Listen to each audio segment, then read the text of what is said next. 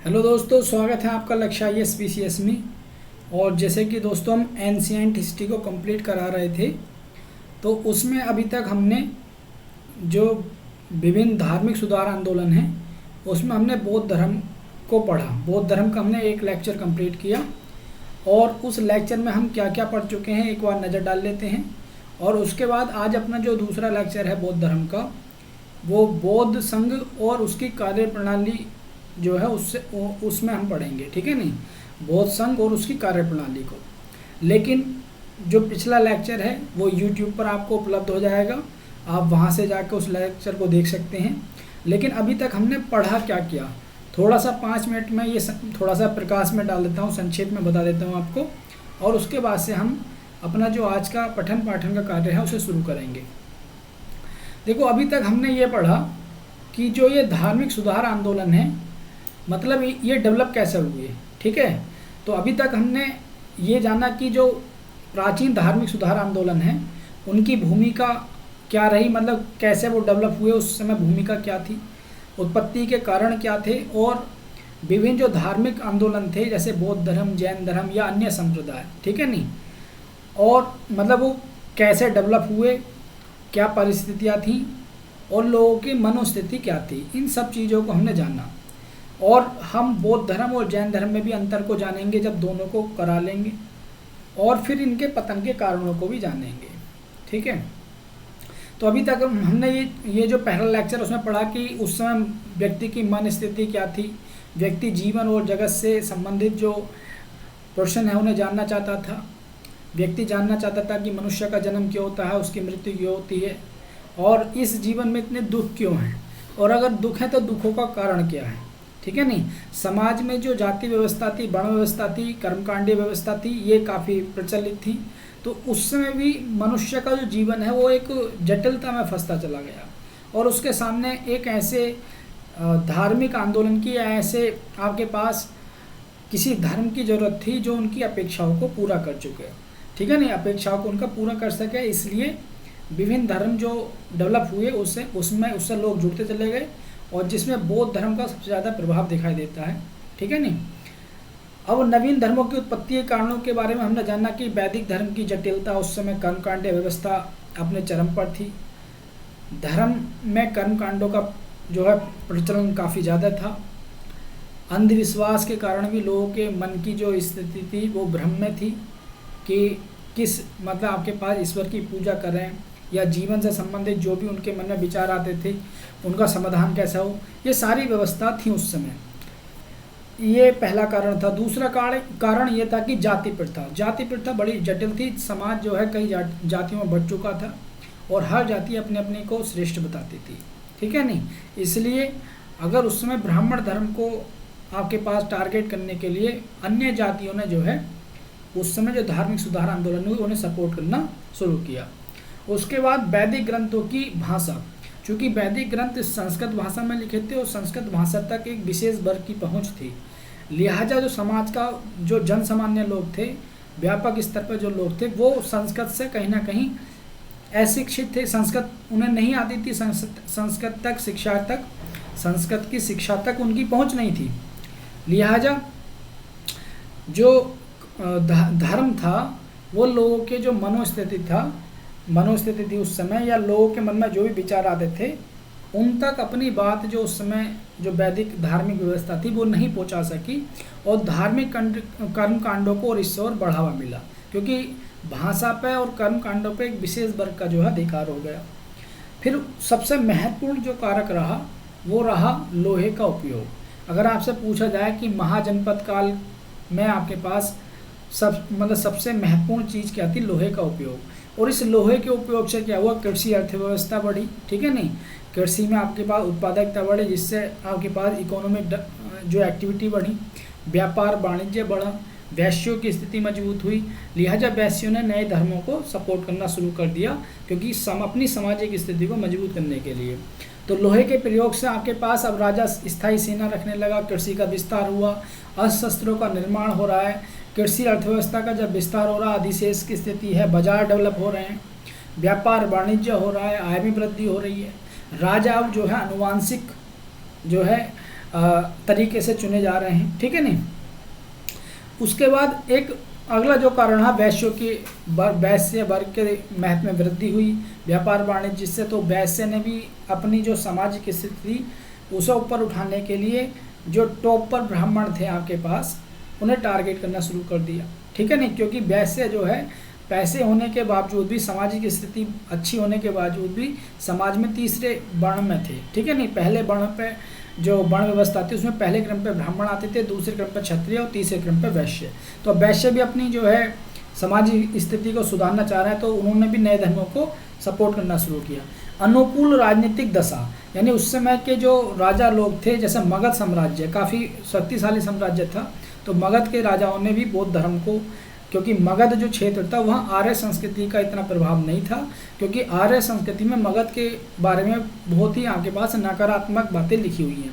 लिहाजा मगध जो क्षेत्र था वो नए धर्मों के डेवलपमेंट के लिए एक अनुकूल आपके पास स्थान था, क्योंकि वहाँ के राजाओं का उसे सपोर्ट था ब्राह्मण धर्म के खिलाफ। तो इसलिए अनुकूल राजनीतिक दशा भी उस समय विभिन्न धर्मों के उदय में महत्वपूर्ण भूमिका अनुकूल राजनीतिक दशा ने भी निभाई। उसके बाद कर्मकांडीय व्यवस्था, यानी समाज में पशु बलि और ये सारी चीज़ें व्यवस्था आपके पास विद्यमान थी। लिहाजा उस समय कृषि अर्थव्यवस्था थी, तो लोग ज़्यादा कृषि में लगे हुए थे, तो पशु बलि वगैरह को उन लोगों ने जो है नहीं अपनाया, क्योंकि कृषि में पशुओं का यूज़ होता था। तो लिहाजा उन्हें एक ऐसे धर्म की जरूरत थी जहाँ पर इस टाइप की कर्मकांडीय व्यवस्था ना हो। विभिन्न धार्मिक आंदोलन हुए, ठीक है नहीं। अब विभिन्न धार्मिक आंदोलनों के बारे में पढ़ेंगे। सबसे पहला आंदोलन बौद्ध धर्म था, तो हमने बौद्ध धर्म के मतलब जो बुद्ध हैं उनके बारे में बताया, उनके जीवन से संबंधित बातों को हमने बताया था। ये सारी मैं पिछले लेक्चर में बता चुका हूँ। अगर जो क्लास को पहली बार देख रहा है तो वो एक बार यूट्यूब पर जाकर लक्ष्य IAS जो यूट्यूब चैनल है वहाँ पर जाकर जो धार्मिक सुधार आंदोलन है एंशिएंट हिस्ट्री में, उस लेक्चर को सुन ले पहले। उसके बाद जो चीज़ें आपकी काफ़ी अच्छे से समझ में आ जाएंगी। ये सारी चीज़ें मैं पढ़ा चुका हूँ। उसके बाद हमने देखा कि बौद्ध धर्म में चार, मतलब जब बुद्ध निकलते हैं अपने राज्य में घूमने के लिए, तो चार दृश्य उनके सामने आते हैं, और उन दृश्यों से जो है बुद्ध के मन में विरक्ति पैदा होती है और वो संन्यास ले लेते हैं, ठीक है नहीं। बुद्ध के जीवन की घटनाओं को जाना कि जन्म के समय जो प्रतीक है वो कलम और वो कमल और सांड है, और गृह त्याग का जो प्रतीक है वो घोड़ा है, ज्ञान का प्रतीक पीपल है, और निर्वाण का प्रतीक चिन्ह है, और महापरिनिर्माण जो है वो मृत्यु का प्रतीक है, ठीक है। और उसका जो प्रतीक है वो स्तूप है। महापरिनिर्माण का मतलब मृत्यु और उसका प्रतीक स्तूप, ठीक है। उसके बाद गर्भाधान की व्यवस्था आती है। जब बुद्ध अपनी माँ के गर्भ में थे तो उसका प्रतीक सफ़ेद हाथी है। वैशाख पूर्णिमा का बुद्ध के जीवन में बड़ा महत्व है, क्योंकि उनके जीवन की कई महत्वपूर्ण घटनाओं का संबंध वैशाख पूर्णिमा से है। जैसे बुद्ध का जन्म वैशाख पूर्णिमा को होता है, ज्ञान की प्राप्ति भी, और उनकी मृत्यु भी वैशाख पूर्णिमा को होती है। और उसके बाद हमने कुछ महत्वपूर्ण चीज़ों को पढ़ा था। बौद्ध धर्म में जो तीन रत्न है बौद्ध धर्म के, बुद्ध धम्म संघ, यानी बुद्ध का मतलब पहले आपको ज्ञान प्राप्त करना है, धम्म का मतलब जो बुद्ध की शिक्षाएं हैं, उस संघ का मतलब जहाँ पर बौद्ध भिक्षु रहते थे और जो शिक्षाएं थी बुद्ध की उन पर अमल करते थे, और उन्हें जो ज्ञान था बुद्ध की शिक्षाओं में उस ज्ञान की प्राप्ति करते थे। फिर हमने ये बताया कि जब बुद्ध ने ये बताया था कि इस जीवन में बहुत ही दुख हैं, और दुखों का चार आर्य सत्य बताए थे बुद्ध ने कि जीवन दुख में है, जीवन में दुख है, दुख समुदय यानी दुख का समाधान किया जा सकता है, दुख निरोध यानी दुख के समाधान का मार्ग है, ठीक है। और चौथा जो आर्य सत्य था बुद्ध ने, वो जो समाधान बताए उसमें अष्टांगिक मार्ग की व्यवस्था बताई, ठीक है नहीं। पहला बुद्ध बताते हैं कि जीवन दुखों से भरा हुआ है। दूसरा दुख समुदय, दूसरा आर्य सत्य बुद्ध बताते हैं कि इन दुखों का कोई ना कोई कारण है। तीसरा आर्य सत्य बताते हैं बुद्ध की दुख निरोध संभव, यानी दुखों का विनाश किया जा सकता है। और चौथा आर्य सत्य है आपके पास निरोध का मार्ग, यानी कि दुखों को ख़त्म करने के लिए आपको अष्टांगिक मार्ग पर चलना होगा, तो जाके आप अपने जीवन से दुख को ख़त्म कर सकते हो। ये अष्टांगिक मार्ग मैंने आपको बताए थे, सम्यक दृष्टि, सम्यक संकल्प, सम्यक वाक, कर्मांत, ये सारे मैंने आपको समझाए थे, ठीक है नहीं। ये आप वीडियो में जो है सुन सकते हैं, समझ सकते हैं, इससे पहला जो वीडियो है। उसके बाद बौद्ध धर्म के हमने महत्वपूर्ण सिद्धांतों को पढ़ा था। अनिश्वरवाद को हमने देखा था कि बुद्ध जो है वो अनिश्वरवादी हैं, यानी ईश्वर की सत्ता को नहीं मानते, ठीक है। और अनैतिक भी हैं, यानी कि वेदों की सत्ता को भी नहीं मानते। जो प्रातिथ्य समुत्पाद है बौद्ध धर्म का महत्वपूर्ण सिद्धांत है, कारणता सिद्धांत है, जो ये मानता है कि प्रत्येक कार्य का कोई ना कोई कारण जरूर होता है, और जब तक कारण रहता है तब तक कार्य रहता है। कारण के विनाश के साथ ही कार्य का भी विनाश हो जाता है। इसलिए इसी प्रकार मानव के जीवन में दुख हैं, और इन दुखों का कोई ना कोई कारण है। जब तक वो कारण रहेगा तब तक जीवन में दुख रहेंगे। अब उस कारण को समाप्त कर दिया जाए तो जीवन से दुखों को भी समाप्त कर दिया जाएगा। एक बुद्ध का सिद्धांत था अनात्मवाद, यानी आत्मा की जो सत्ता है उसे नहीं मानते बुद्ध। क्यों? क्योंकि बुद्ध मानते हैं कि हमारा जो शरीर है प्रतिक्षण परिवर्तनशील है। क्योंकि बुद्ध का ही एक अगला सिद्धांत है क्षणिकवाद, जो मानता है कि संसार में कोई वस्तु स्थिर नहीं है और प्रत्येक वस्तु प्रतिक्षण परिवर्तनशील है, ठीक है। इसलिए जो आत्मा है और मतलब अजर अमर आत्मा का अस्तित्व मानना एक मूर्खता है, क्योंकि आत्मा स्थिर नहीं हो सकती, ठीक है नहीं। जब संसार में कुछ स्थिर है ही नहीं तो फिर अजर अमर आत्मा की कल्पना नहीं की जा सकती। तो इसलिए बुद्ध आत्मा को नहीं मानते। शून्यवाद एक महत्वपूर्ण सिद्धांत है बुद्ध का।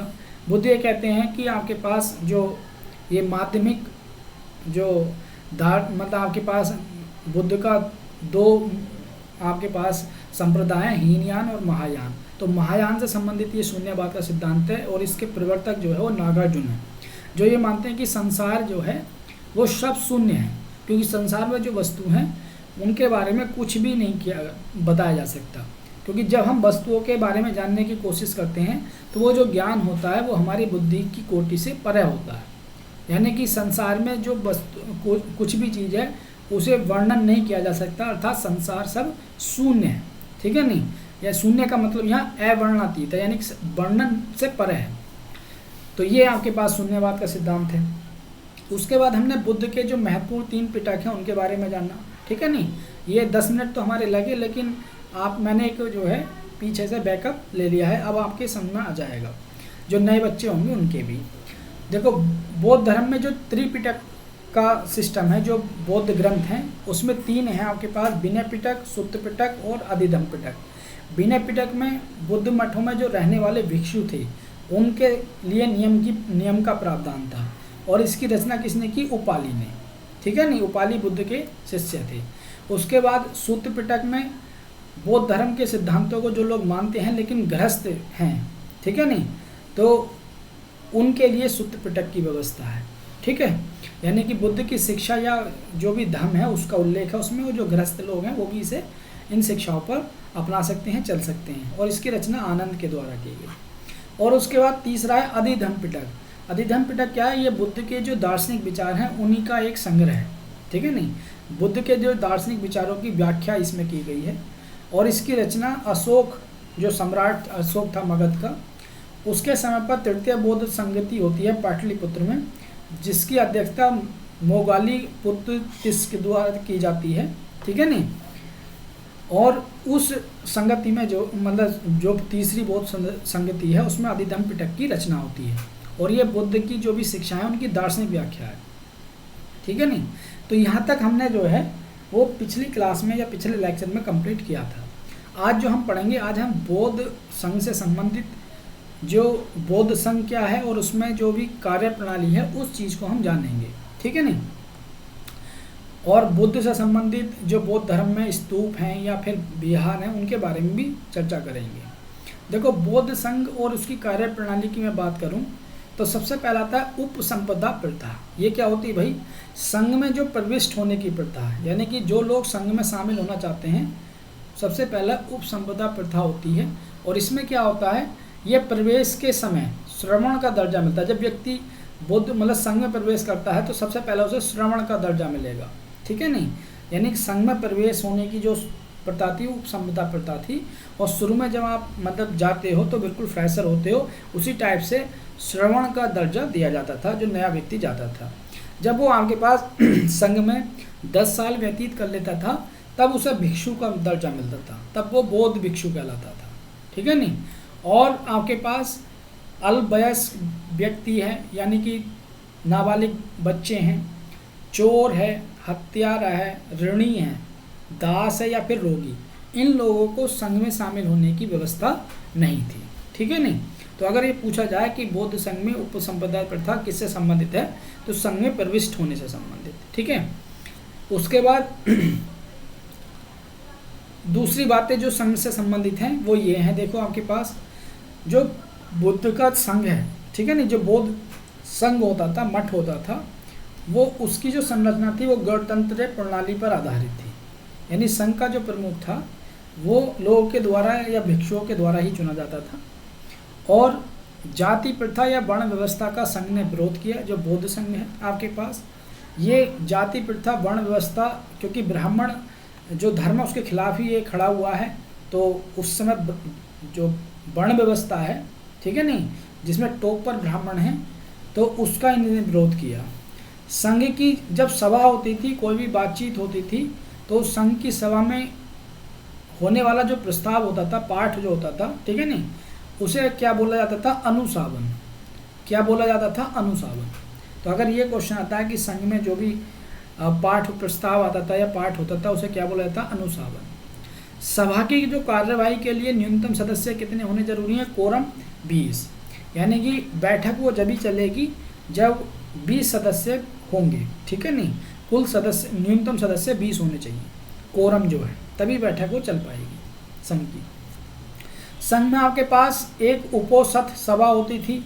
ये क्या थी, ये आपके पास जो बौद्ध भिक्षु हैं अपने अपराधों को स्वीकारने और प्रायश्चित करने की सूची दी जाती थी।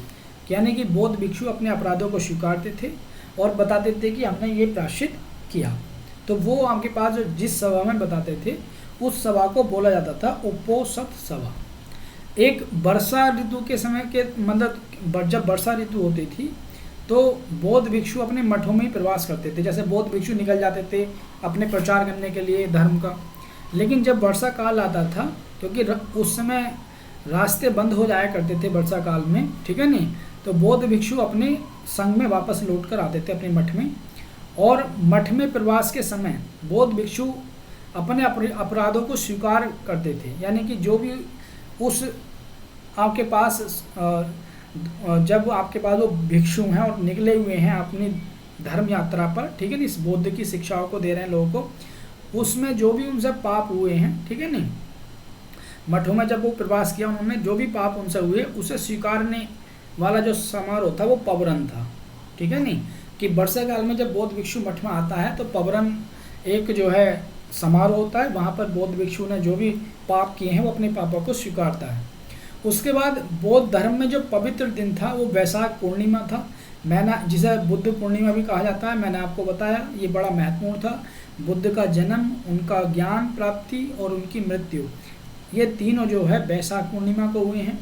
और गृहस्थ लोग जो है बौद्ध धर्म के अनुयायी को, जो गृहस्थ लोग थे लेकिन बौद्ध धर्म को मानते थे, उनके लिए जो एक वर्ड यूज हुआ है उपासक, उन्हें क्या कहा जाता था, उपासक, ठीक है नहीं। तो यहाँ तक कि आपको समझ में आया होगा जो संघ से संबंधित बातें थी, महत्वपूर्ण बातें, वो मैंने आपको बताई। भाई क्लियर हुआ यहाँ तक? कोई डाउट किसी को आ रहा है अभी समझ में? नो सर जी। क्लियर हुआ? कोई डाउट नहीं? सर स्पीड ज़्यादा तेज तो नहीं हो रही मेरी समझाने की? क्यों भाई अनीस, ज़्यादा तेज तो स्पीड नहीं हो रही, ठीक है, आराम से समझ में आ रहा है? स्पीड समझाने की ज़्यादा तेज तो नहीं है? चलो ठीक है, फिर आगे बढ़ते हैं। अब देखो हम पढ़ेंगे कि बौद्ध धर्म में जो भी आपके पास स्टार्टिंग फर्स्ट स्पीड था हम आपको। बौद्ध धर्म में आपके पास जो भी मठ हैं, आपके पास संघ को हमने पढ़ लिया, या उस समय स्तूप क्या है बौद्ध धर्म में, विहार क्या है, उनके बारे में जानेंगे। तो देखो बौद्ध धर्म में जो महत्वपूर्ण आपके पास संरचना हमें दिखाई देती है, ठीक है नहीं, तो वो स्तूप दिखाई देती है, स्तूप और विहार। तो स्तूप क्या है? अगर स्तूप के हम अर्थ की बात करें तो ये किसी वस्तु का ढेर, स्तूप क्या है? किसी वस्तु के ढेर को बताता है, ठीक है नहीं, किसी वस्तु के ढेर को। निर्माण क्यों किया जाता है? कि जो मृतक की अस्थियों को रखने के लिए इसका निर्माण किया जाता था। जब आपके पास भगवान बुद्ध की मृत्यु होती है तो उनकी जो बॉडी थी, उनकी बॉडी के जो पार्ट थे वो अलग अलग जगह पर जाकर रखे गए और वहाँ पर जो बॉडी के पार्ट जहाँ रखे गए तो वहाँ स्तूप का निर्माण हुआ, ठीक है नहीं। तो ये एक धार्मिक संरचना है, लेकिन ये अवशेष जो है बॉडी के बुद्ध की, उन पर ये संरचना डेवलप हुई, ठीक है नहीं। तो अगर अर्थ की बात करें तो एक वस्तु के ढेर को इंगित करता है। अगर हम निर्माण की बात करें तो मृतक की जो अस्थियां हैं उन्हें रखने का स्थान है, और बुद्ध की अस्थियों को रखा गया, और जहाँ जहाँ बुद्ध की अस्थियों को रखा गया वहाँ स्तूप का निर्माण हुआ शुरुआती स्तर में। बात को जो भी आपके पास बौद्ध धर्म को मानने वाले लोग थे, उन्होंने भी आपके पास कोई ऐतिहासिक तीर्थ स्थान है या बुद्ध के जीवन से संबंधित आपके पास कोई प्रसिद्ध स्थान है, तो वहाँ भी स्तूपों का या विहारों का निर्माण कराया, ठीक है नहीं। अभी बात करते हैं स्तूप के प्रकार कितने होते हैं। तो 4 प्रकार का स्तूप होता है, ठीक है। अभी हम स्तूप की संरचना को भी जानेंगे कि स्तूप की संरचना क्या होती है। तो 4 प्रकार का स्तूप होता है। एक तो होता है शारीरिक स्तूप। शारीरिक स्तूप क्या होता है कि यहाँ बुद्ध के जो भी शरीर है, उनके केस हैं, बाल हैं या भी दांत हैं, वो आगे उनके बॉडी के पार्ट रखे गए, ठीक है नहीं। जहाँ जहाँ बुद्ध की बॉडी के पार्ट रखे गए वहाँ आपके पास जो स्तूप का निर्माण हुआ उसे शारीरिक स्तूप बोला जाता है। फिर दूसरा है उद्देश्य का स्तूप। उद्देश्य का स्तूप क्या होता है, बुद्ध के जीवन से जुड़ी हुई जो घटनाएं थी, जहाँ बुद्ध ने ज़्यादा उपदेश दिए या बुद्ध रहे या और अन्य कोई भी आपके पास घटना बुद्ध के जीवन से संबंधित है, वहाँ पर जो तीर्थ स्थान बना तो वहाँ पर जो स्तूप का निर्माण हुआ वो उद्देश्य का स्तूप है, ठीक है नहीं। पारिभोगिक स्तूप। पारिभोगिक स्तूप क्या कि बुद्ध द्वारा जो वस्तुएं प्रयोग में की गई, उन वस्तुओं को जहाँ जहाँ रखा और वहाँ स्तूप का जो निर्माण हुआ उसे पारिभोगिक स्तूप कहा गया। कि यानी कि जो वस्तु बुद्ध के ने प्रयोग की, उन वस्तुओं को जहाँ जहाँ रखा गया वहाँ पर जो स्तूपों का निर्माण हुआ उसे हम पारिभोगिक स्तूप कहा गया। फिर एक पूजार्थक स्तूप, यानी कि जो भी बुद्ध धर्म को मानने वाले अनुयायी थे या और अन्य धनवान व्यक्ति थे, उन्होंने ऐसे तीर्थ स्थान जो बुद्ध के जीवन से काफ़ी जुड़े हुए थे और प्रसिद्ध थे, ऐसे स्थानों पर पूजा के लिए भगवान, क्योंकि बुद्ध को बाद महायान में बात को भगवान का रूप दे दिया गया, तो पूजा के लिए जो स्तूपों का निर्माण हुआ तो उसे पूजार्थक स्तूप कहा जाता है, ठीक है नहीं। तो ये 4 प्रकार की हमने संरचना को पढ़ा स्तूप की। उसके बाद हम देखो बात करते हैं स्तूप की जो संरचना किस प्रकार की होती है उसे देखेंगे। स्तूप के भागों को जानेंगे कि स्तूप में कौन कौन से भाग होते हैं, ठीक है। पहले मैं आपको चित्र दिखा देता हूँ थोड़ा सा स्तूप का। ये इस टाइप का स्तूप होता है, ठीक है। ये साइड में जो आपके पास स्तूप की सुरक्षा के लिए आपके पास ये दीवार टाइप होती है, इसे वेदिका बोलते हैं, ठीक है नहीं। और ये जो संरचना है यहाँ पर इसे मेदी बोलते हैं, और ऊपर का ये जो हेमीस्फीयर टाइप का इसे अंड बोलते हैं, और जहाँ पर आपके पास ये जो बॉक्स टाइप है इसे हर्मिका बोलते हैं। अभी सब पढ़ेंगे हम इनके बारे में। ऊपर जो आपके पास ये पवित्र कलश टाइप होता है उसे छत्र बोलते हैं, और ये बीच में जो स्थान होता है चौतरा टाइप घूमने के लिए स्तूप के चारों ओर, तो उसे प्रदक्षिणा पथ बोलते हैं। और स्तूप में अंदर जाने का जो गेट होता है उसे तोरण द्वार बोलते हैं। तो ये मेन आपके पास संरचना है। अब हम इनके बारे में जानने की कोशिश करेंगे, ठीक है नहीं। देखो वेदिका क्या होती है। वेदिका क्या होती है कि जो भी ये आपके पास स्तूप है उसके चारों ओर सुरक्षा के लिए जो दीवार टाइप होती है उसे वेदिका बोलते हैं। निर्माण, इसका जो निर्माण होता है स्तूप की सुरक्षा के लिए होता है, तो वो वेदिका है। मेदी क्या होती है कि जो चबूतरा होता है जहाँ पर स्तूप का मुख्य भाग हिस्सा होता है। जो तुम कभी अगर गए होगे, मैं तो गया हूँ आपके पास सारनाथ वाला स्तूप मैंने देखा है, तो वो चबूतरे पे आपके पास बना हुआ है। तो चबूतरा जो होता है उस चबूतरे पर जो जहाँ स्तूप का मुख्य भाग होता है, ठीक है नहीं, तो उसी को हम क्या कहते हैं, मेदी बोलते हैं, ठीक है नहीं। चबूतरा जिस पर स्तूप का मुख्य हिस्सा आधारित होता है उसे मेदी बोला जाता है। तो ये आपके पास क्या है, मेदी, ठीक है ना। ये चबूतरा है यहाँ पर, ये चारों ओर, और यहाँ स्तूप का मुख्य भाग है, ये मेदी है। ये चबूतरा है चारों ओर और यहाँ स्तूप का मुख्य भाग है।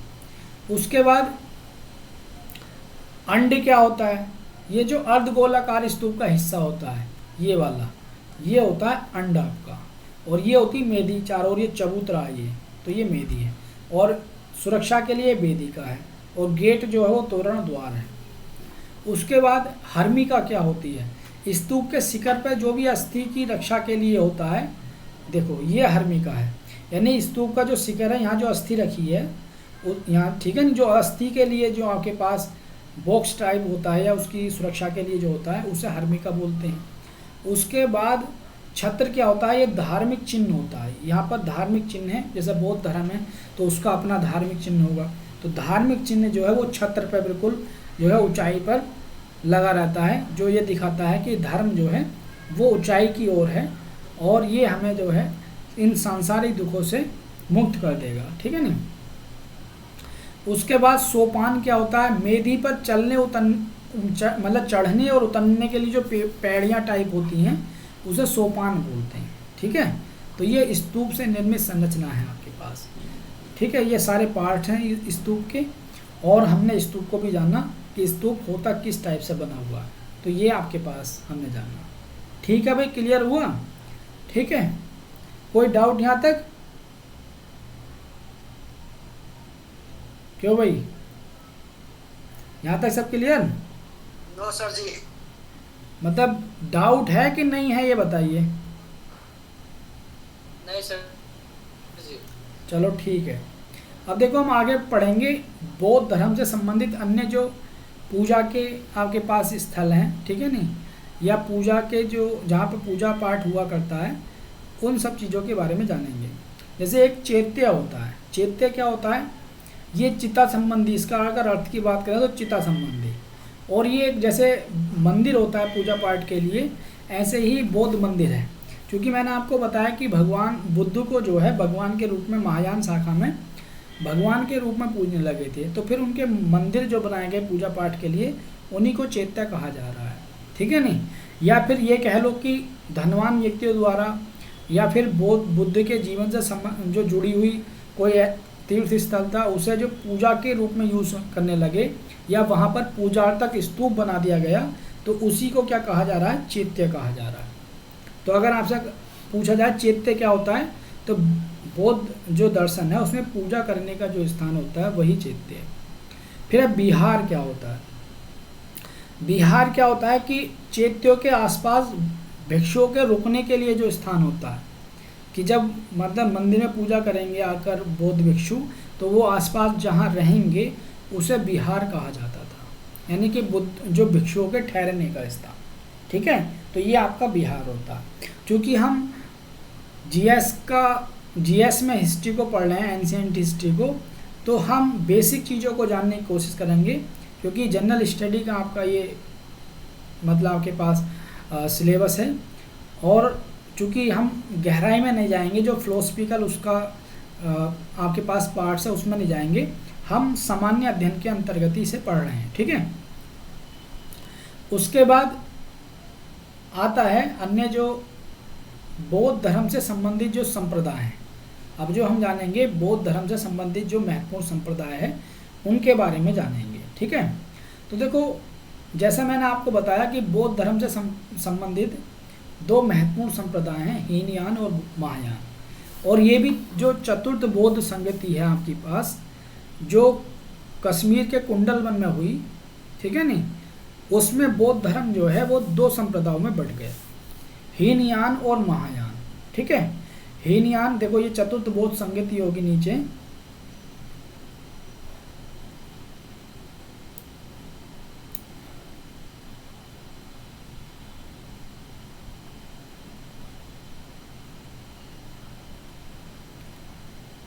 चलो बात को आएगी वो, है ना। चलो पहले हम पढ़ लेते हैं ना वो बात को, चतुर्थ बौद्ध, अभी आप इतना याद रखो क्योंकि वो नीचे हैं आपके पास चारों बौद्ध संगति।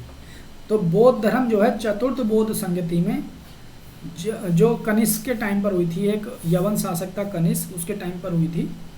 तो चतुर्थ बौद्ध संगति में बौद्ध धर्म दो संप्रदायों में बढ़ गया, हीनयान और महायान। हीनयान जो थे वो प्रारंभिक बौद्ध थे, जिन्हें थेरवादी या स्थावर भी बोला जाता था, और ये आंतरिक जगत एवं बाह्य जगत दोनों को मानने वाले थे, यानी कि जो बाह्य जगत है जो हमें दिखाई दे रहा है वो भी सत्य है, और हमारे जो अंदर है, ठीक है नहीं, वो भी आपके पास सत्य है। तो आंतरिक जगत और बाह्य जगत दोनों को सत्य मानते हैं, और ये बुद्ध को जो है एक मनुष्य के रूप में मानते हैं, बुद्ध को भगवान नहीं मानते, बुद्ध को एक मनुष्य के रूप में मानते हैं।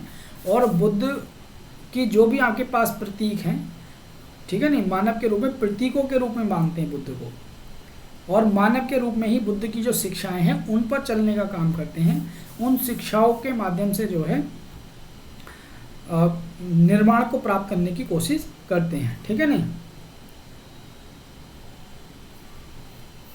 इनका जो आदर्श है, इनका जो आदर्श आपके पास, आदर्श क्या होता है, एक नैतिक आपके पास आदर्श होता है जिसे आहर्त बोला जाता है। जैसा आपके पास महायान में बोधिसत्व है, ये एक नैतिक आदर्श है कि आपके पास अगर मतलब आहर्त का मतलब होता है ज्ञान, बिल्कुल जिस वो आपके पास करेक्टर जिसे संपूर्ण ज्ञान हो चुका है, जो बुद्ध हो चुका है, तो उसे आपके पास आदर्श आहर्त बोलते हैं। जैसे हीनयान में उसे आहर्त बोला जाता है, महायान में उसे बोधिसत्व बोला जाता है। जो मतलब ये वो करेक्टर हैं जो बुद्ध की तरह जिन्होंने नॉलेज ले ली है, जो बुद्ध हो गए हैं, ठीक है नहीं, यानी कि जिनके जीवन से जो है, जिन्होंने अपने जीवन पे विजय प्राप्त कर ली है, जीवन से दुखों पर विजय प्राप्त कर ली है, जीवन से दुखों को ख़त्म कर दिया, ठीक है। ये बुद्ध की शिक्षाओं को बिना परिवर्तन के ही ग्रहण करते हैं। जो हीनयानवादी हैं वो बुद्ध की जो शिक्षाएं हैं उनमें बिना कोई परिवर्तन किए ही उन्हें स्वीकार करते हैं और उन पर चलते हैं, उन शिक्षाओं का अध्ययन करते हैं और उन्हें अपने जीवन में उतारते हैं, हीनयान। क्योंकि इसलिए इन्हें थेरवादी या मतलब जो प्रारंभिक बौद्ध कहा जाता है। यह मतलब ये कहते हैं कि इन्होंने जो निर्माण का अर्थ है वो जीवन से दुखों का अंत नहीं, बल्कि इन्होंने निर्माण का अंत जो है वो जीवन का अंत समझा। और निर्वाण का अर्थ जो है, इन्होंने जो निर्वाण है, निर्वाण का मतलब जैसे हम अपने हिंदू धर्म में कहते हैं स्वर्ग प्राप्त करना, ठीक है ना। यहाँ आपके पास बौद्ध धर्म में जो सबसे टॉप की नॉलेज है वो निर्वाण है। निर्वाण का मतलब जीवन से दुखों का समाप्ति। जीवन से दुख अगर आपके समाप्त हो गए तो आप बुद्ध हो गए, यानी कि आपने निर्माण को प्राप्त कर लिया है, ठीक है नहीं। तो हीनयानवादी जो जिन्हें प्रारंभिक बौद्ध मान्यता बुद्ध को मानव के रूप में और प्रतीकों के रूप में जो है उनकी पूजा करते हैं, ठीक है। 1 मिनट अभी आया मैं।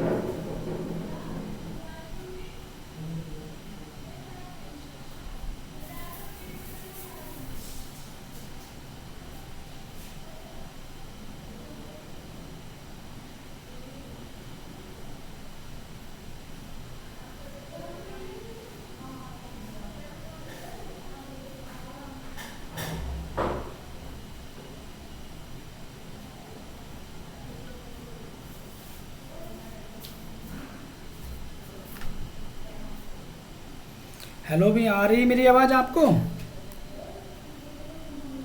हेलो, आ रही है अनीस आवाज़? और बाकी लोगों को? सर जी। ठीक है, तो फिर शुरू करते हैं। थोड़ा सा काम लग गया था, पानी वाला आया था, उससे पानी लिया था यार। अब देखो, आपके पास हीनयान वालों को हमने पढ़ा कि ये प्रारंभिक बौद्ध हैं और बुद्ध के जो शिक्षाएं हैं उनमें बिना किसी परिवर्तन के शिक्षाओं को मानते हैं और उन पर शिक्षाओं को अध्ययन करते हैं और उन्हीं शिक्षाओं के माध्यम से निर्वाण प्राप्ति पर बल देते हैं। इन्होंने निर्वाण का अर्थ जो है जीवन से दुखों का अंत न मानकर जीवन का ही अंत समझा। इन्होंने माना कि जीवन से जब तक से ये शरीर है तब तक दुख अवश्य रहेंगे, ठीक है नहीं। और अगर दुखों से मुक्ति पानी है तो ये शरीर का हमें जो है शरीर के अंत से ही मिल सकती है। इसलिए इन्होंने निर्माण का जो अर्थ है वो बुझा हुआ माना। जिस प्रकार दीपक के बुझ जाने के बाद, ठीक है नहीं, जिस प्रकार दीपक के बुझ जाने के बाद प्रकाश बिल्कुल समाप्त हो जाता है, उसी प्रकार हमारा जो शरीर है उसके ख़त्म होने के बाद जीवन से दुख दूर हो जाते हैं। तो इनका मतलब है निर्माण का मतलब जीवन का अंत, ठीक है। और ये वस्तुवादी थे, वस्तु की सत्ता को मानते थे। ये कहते थे कि संसार में आपके पास जो वस्तु हैं या जो संसार में जो भी बातें हैं, क्योंकि बाह्य जगत और आंतरिक दोनों को मानते हैं, यानी कि ये कहते हैं कि मन भी आपके पास एक पावर है और संसार में जो वस्तु हैं ये भी सत्य हैं, दोनों को मानते हैं। और जो संसार में वस्तु है उसकी जो सत्ता है वो ज्ञाता से पृथक और स्वतंत्र है।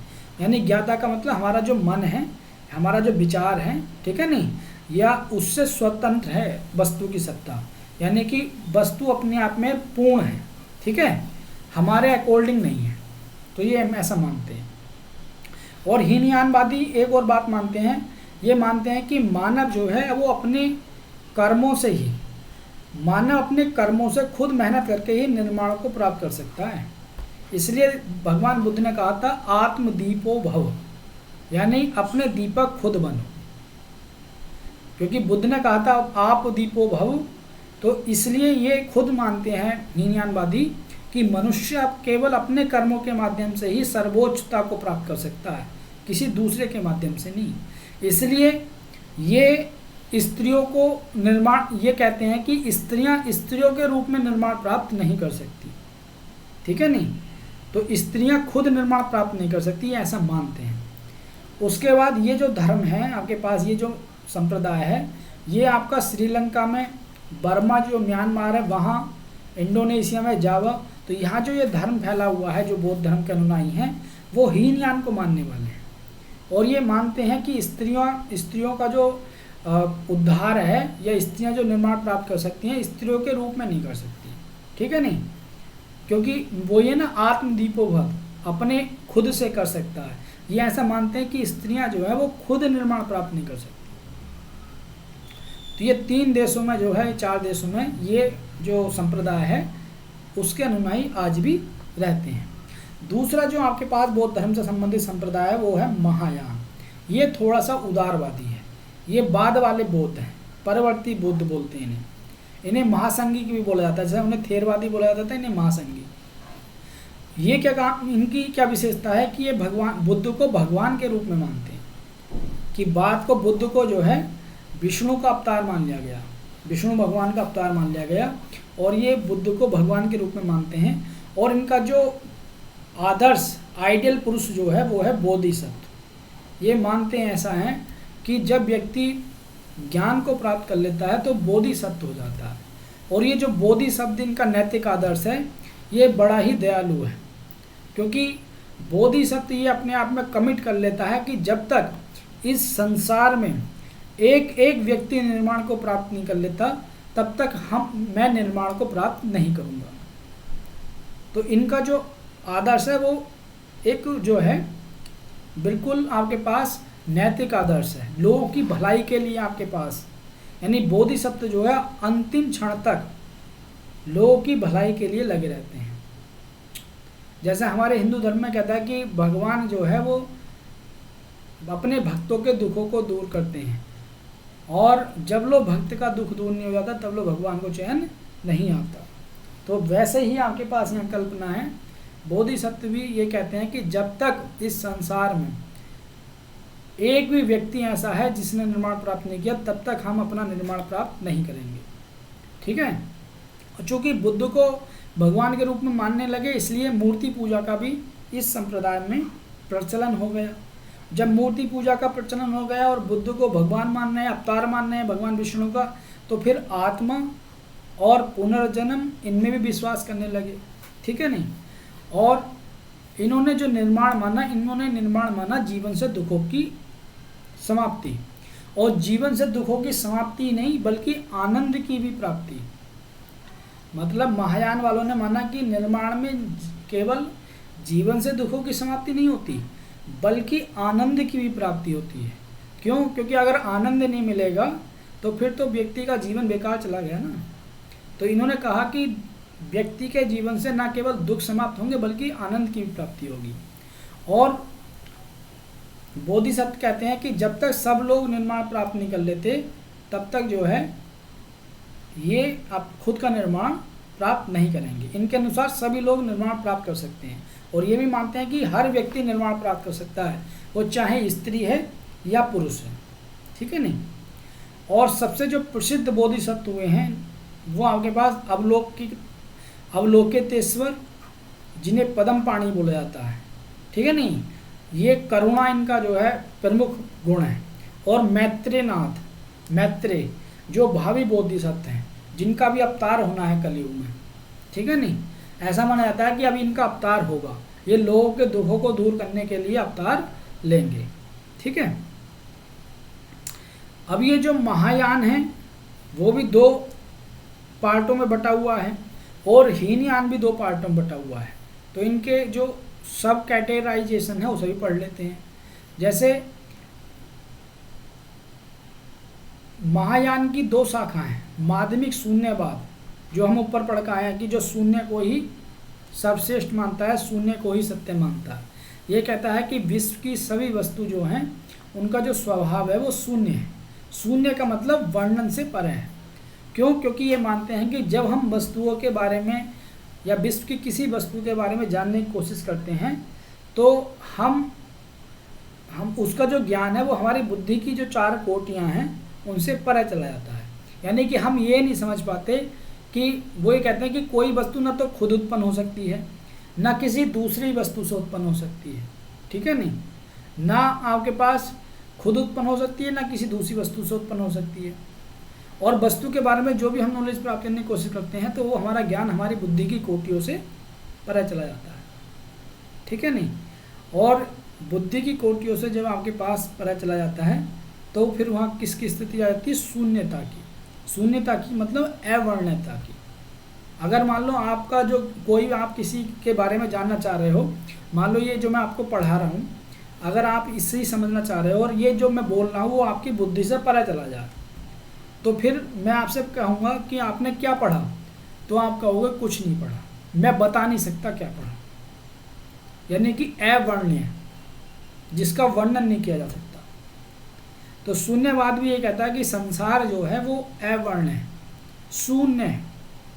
संसार में जो वस्तुएं हैं, चाहे वो मानव है, जीव है, जंतु है, किसी के बारे में कुछ नहीं कहा जा सकता। क्यों? क्योंकि जब उनके बारे में जानने की कोशिश करते हैं तो ज्ञान जो है वो हमारी जो बुद्धि, सोचने समझने की क्षमता है उससे ऊपर चला जाता है। इसलिए संसार जो है वो शून्यता का भाव है उसमें।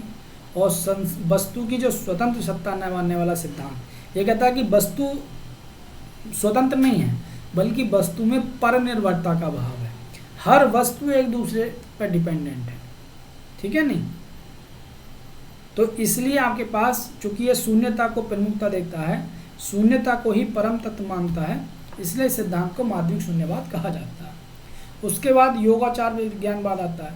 योगाचार विज्ञानवाद ये कहता है कि वस्तु की जो सत्ता है, ये भी वस्तु की सत्ता को नहीं मानता।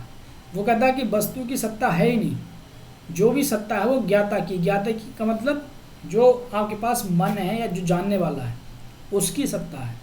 यानी कि पृथक और स्वतंत्र वस्तु का ये खंडन करता है। और ये कहता है कि जो विज्ञान है, हमारा जो मन है या जो आत्मा है, ठीक है नहीं, विज्ञान का मतलब है जो भी आपके पास मन है या आत्मा है वही सत्य है, ठीक है नहीं। विज्ञान या प्रत्यय या जो हमारा ज्ञान है आपके पास, सोचना, जो हम सोच समझ पा रहे हैं, जो मन के हमारे धारणाएं हैं वही सत्य हैं। वस्तु सत्य, संसार सत्य नहीं है, ठीक है नहीं। तो ये योगाचार विज्ञानवाद कहता है। उसके बाद हीनयान के भी 2 पार्ट हैं।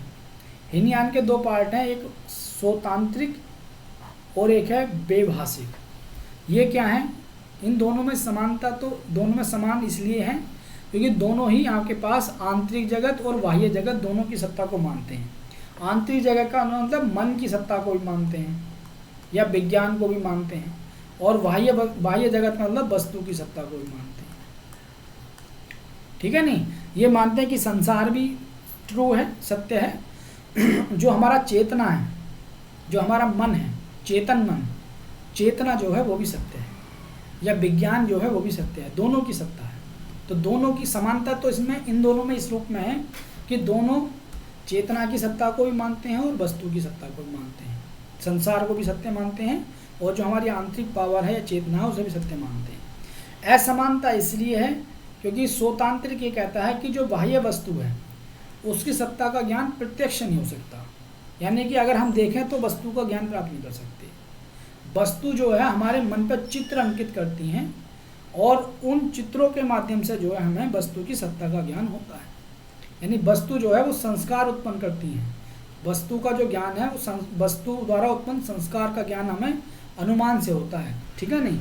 यानी आपके पास वस्तु जो के बारे में जो भी हमें नॉलेज मिलती है वो अनुमान से मिलती है, हम अनुमान लगाते हैं केवल, क्योंकि जब हम वस्तुओं को देखते हैं तो वस्तु हमारे मन पर चित्र अंकित करती हैं और उसके माध्यम से अनुमान लगा लेते हैं कि फला वस्तु फला है, कि ये वस्तु फला है, ठीक है नहीं।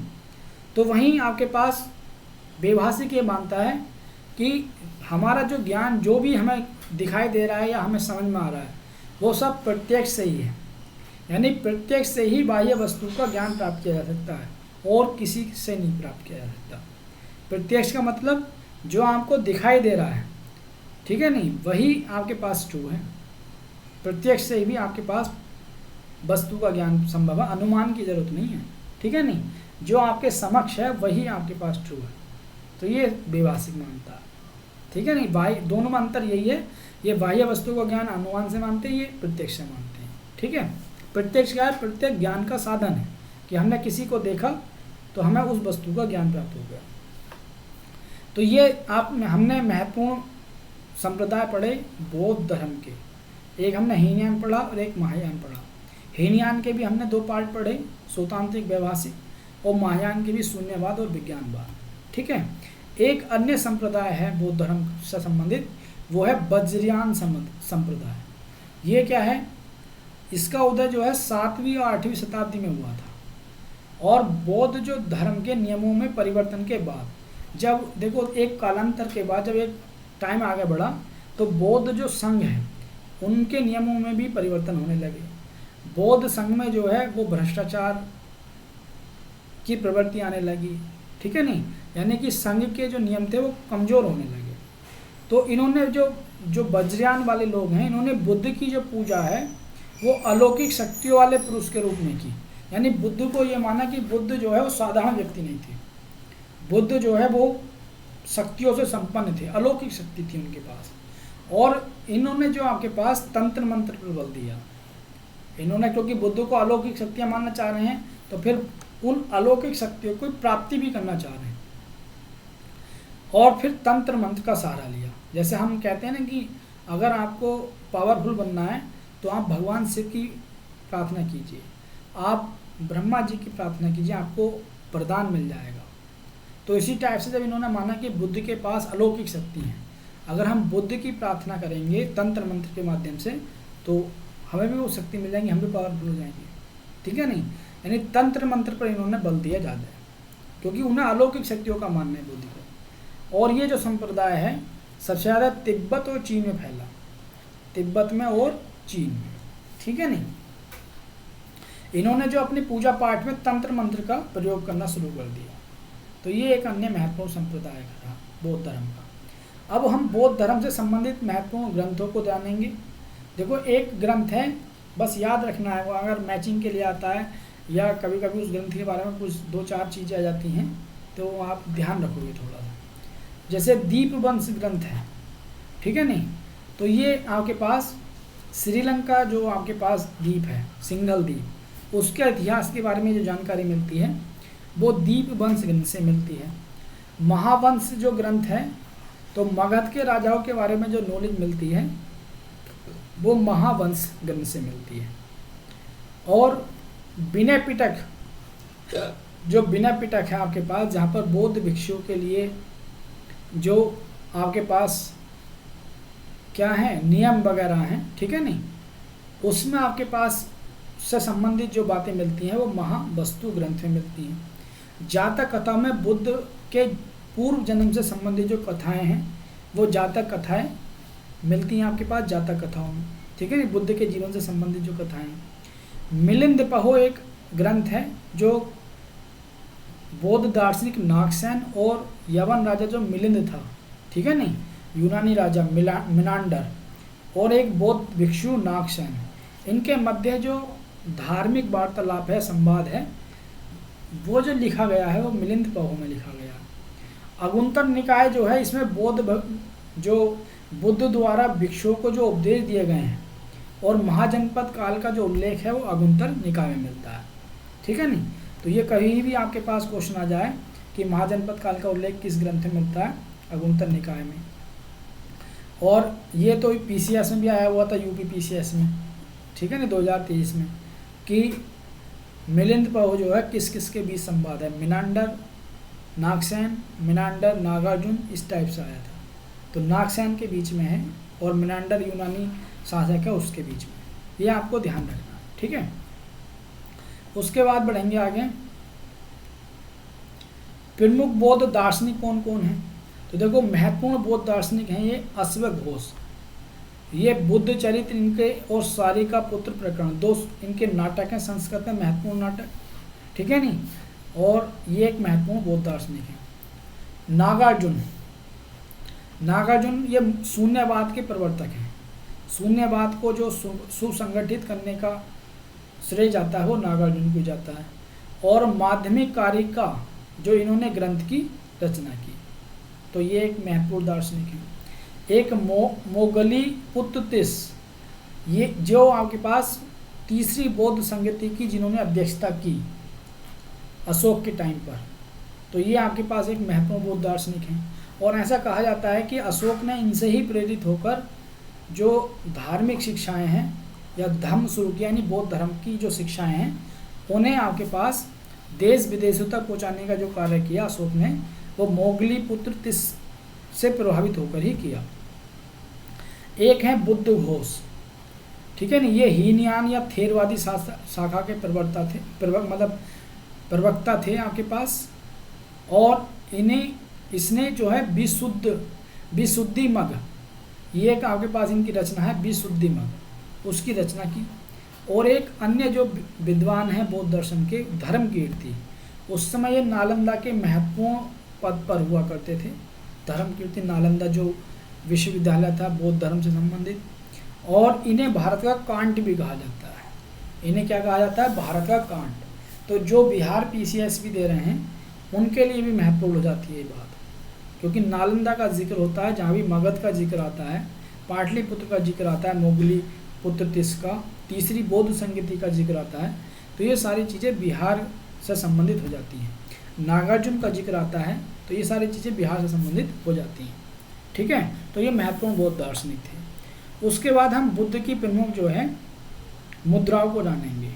ठीक है ना, बुद्ध की, जब भगवान बुद्ध आपके पास किस में थे, आपके पास जब वो ज्ञान प्राप्ति की अवस्था में थे, यानी जो ज्ञान प्राप्ति के लिए तपस्या कर रहे थे, ठीक है ना, बोधि वृक्ष के नीचे, तो कुछ मुद्राएं बताई गई हैं और उन मुद्राओं का संकेत बताया गया कि मुद्रा किस संकेत को बताती है।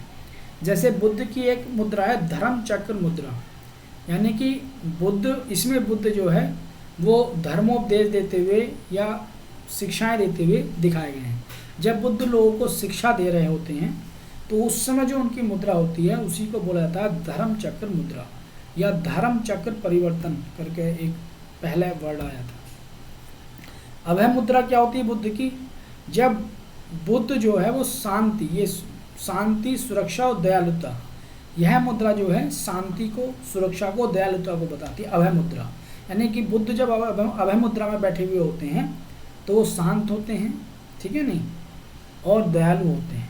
ठीक है, और जब ये अभय मुद्रा है तो इसका मतलब वहाँ सुरक्षित महसूस कर रहे होते हैं। भूमि स्पर्श मुद्रा क्या होती है? यानी कि ज्ञान प्राप्ति का ये संकेतक है। यानी कि जब बुद्ध को ज्ञान प्राप्ति होती है और बुद्ध जब आपके पास मार विजय यानी कि कामदेव पर विजय प्राप्त कर लेते हैं तो भूमि स्पर्श मुद्रा की स्थिति होती है वो, और बुद्ध को ज्ञान प्राप्ति की स्थिति को ये बताता है। ठीक है, उसके बाद आता है ज्ञान मुद्रा, यानी ज्ञान का संकेतक। ज्ञान मुद्रा का मतलब जब बुद्ध जो है ज्ञान की अवस्था में होते हैं। एक मुद्रा है बरद मुद्रा, ये ऊर्जा प्राप्ति के लिए है। ठीक है नहीं, यानी कि ये पूर्णतः समर्पित होने के गुण को बताती है कि अपने ज्ञान प्राप्ति के लिए, निर्माण प्राप्ति के लिए पूर्णतः समर्पित हो जाना ही इस मुद्रा को बताता है कि बरद मुद्रा में अगर आप हो, यानी आप अपने लक्ष्य के लिए पूर्णतः समर्पित हो। ठीक है, तो ये बुद्ध की प्रमुख मुद्राएं थी।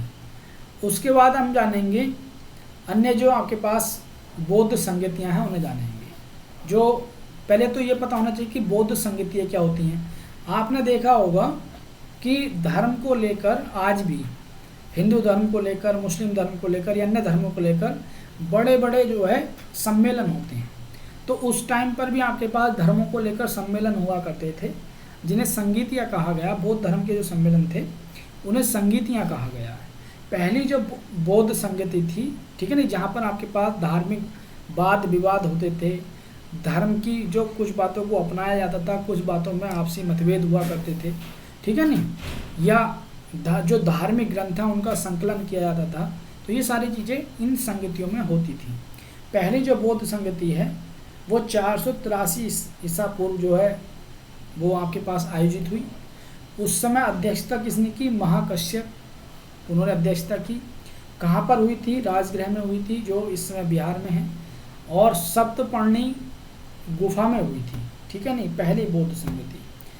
कौन उस समय शासक था आपके पास मगध का? अजातशत्रु, ठीक है नहीं। और इस संगति में सूत पिटक और विनय पिटक इन दोनों का संकलन हुआ, यानी कि जो आनंद के द्वारा और उपाली के द्वारा जो आपके पास डेवलप पिटक हैं, त्रिरत्न, मतलब आपके पास बौद्ध धर्म से संबंधित ग्रंथ हैं, जहाँ पर बौद्ध भिक्षुओं के लिए नियम कानूनों की बात की गई है। तो इनकी रचना पहली बौद्ध संगति में हुई। दूसरी बौद्ध संगति जो है वो 383 ईस्वी पूर्व कहाँ हुई? वैशाली में। और इसकी अध्यक्षता किसके द्वारा की गई? सुबुकामी के द्वारा, ठीक है नहीं। कौन शासक था उस समय? कालाशोक। मगध का शासन कौन था? कालाशोक का, ठीक है नहीं। और इसमें बुद्ध धर्म जो है वो स्थाविर यानी और महासंगिक जो पहले संप्रदाय थे हीनयान महायान से, उनमें बढ़ गया। स्थाविर जो है वो प्रारंभिक बौद्ध को बताते हैं, और महासंगिक जो है वो परिवर्तित जो बौद्ध हैं, परिवर्तित जो बौद्ध हैं उनके बारे में बात करते हैं। तो द्वितीय बौद्ध संगति में हीन मतलब आपके पास बौद्ध धर्म, महासंगिक यानी प्रारंभिक बुद्ध और परिवर्तित बुद्ध, इनमें बढ़ गया आपके पास। अध्यक्षता सुबुकामी द्वारा, और शासक कौन था? कालाशोक। कहाँ हुई? वैशाली में, यानी मगध का शासक कालाशोक था। तीसरी जो बौद्ध संगति होती है काफ़ी महत्वपूर्ण है, ये आपके पास 250 ईसा पूर्व होती है। अध्यक्षता मोगली पुत्र तिस के द्वारा होती है, और कहाँ होती है? पाटलिपुत्र में। अध्यक्षता अशोक के द्वारा होती है, सम्राट अशोक के द्वारा। क्या होता है कि बुद्ध की जो शिक्षाएं हैं उनकी धार्मिक व्याख्या की जाती है, और जिसे धार्मिक व्याख्याओं का जो संकलन है उसे अधिधम्म पिटक कहा जाता है। क्या कहा जाता है? अधिधम्म पिटक। और चतुर्थ बौद्ध संगति जो है वो आपकी कुंडलवन यानी कश्मीर में होती है, ठीक है, ईसा की पहली शताब्दी में। और उसमें शासक कौन थे आपके पास? कश्मीर के जो शासक थे वो कनिष्क थे, यवन शासक। अध्यक्षता किसने की? वसुमित्र द्वारा। और ये इसी बौद्ध संगति में जो बौद्ध धर्म है वो हीनयान और महायान में बढ़ गया, ठीक है नहीं, चौथी बौद्ध संगति में। तो ये आपके पास हुआ। यहाँ तक किसी को कोई डाउट? क्लियर हुआ यहाँ तक? तो देखो मैंने काफ़ी डीपली पढ़ाने की कोशिश की आपको, ठीक है। उसके बाद हम देखो एक ये लेक्चर यहाँ तक ही करते हैं, तो 2 लेक्चर हो जाएंगे बौद्ध दर्शन के, और चूंकि मुझे लगता है अभी काफ़ी है तो ये 30 लेक्चर में हम कराएंगे, ठीक है नहीं, क्योंकि मेरा मकसद है आपको अच्छे से पढ़ाना। क्योंकि जल्दबाजी करके मैं सारा पढ़ा दूँ उसका कोई फ़ायदा नहीं होता। मैं आपको अच्छे से पढ़ाऊँगा, और ये हमारा ज़्यादा मुझे लगता है आधे घंटे का लेक्चर सारा होगा, तो ज़्यादा बड़ी क्लास हो जाएगी। तो ज़्यादा बड़ी क्लास नहीं करके हम इसे नेक्स्ट लेक्चर में कर लेंगे। बौद्ध दर्शन धर्म का तीसरा लेक्चर आ जाएगा। 2 लेक्चर ये अपने कंप्लीट हो गए, एक पहला हो चुका है, एक अब हो चुका, ठीक है नहीं। तो ये 3 लेक्चर में हम बौद्ध जो दर्शन है प्री के हिसाब से उसे हम अच्छे से पढ़ लेंगे, ठीक है भाई। यहाँ तक कोई डाउट किसी को? नो सर अब जी। यहाँ तक हो चुका। अब हम आगे जो है महत्वपूर्ण बोधिसत्व के बारे में पढ़ेंगे, और जो भी बौद्ध दर्शन से संबंधित और जो क्रियाकलाप हैं उन्हें पढ़ेंगे। बौद्ध धर्म का जो पतन क्यों हुआ उसे पढ़ेंगे। इन सारी चीज़ों को हम पढ़ेंगे अभी, ठीक है। तो ये हम नेक्स्ट लेक्चर में करेंगे, ठीक है। तो आज तक का जो अपना पठन पाठन का कार्य है वो यहाँ तक ही करते हैं, और इससे आगे हम नेक्स्ट लेक्चर में करते हैं। तो ये 2 लेक्चर हो चुके, तीसरा लेक्चर हो आधा पौन घंटे का होगा, तो आपका बौद्ध दर्शन जो है वो कंप्लीट हो जाएगा। अगर आपको ये वीडियो अच्छा लगे तो लाइक और शेयर करें और कमेंट ज़रूर करें और चैनल को सब्सक्राइब करें। ठीक है, मिलते हैं फिर नेक्स्ट वीडियो में।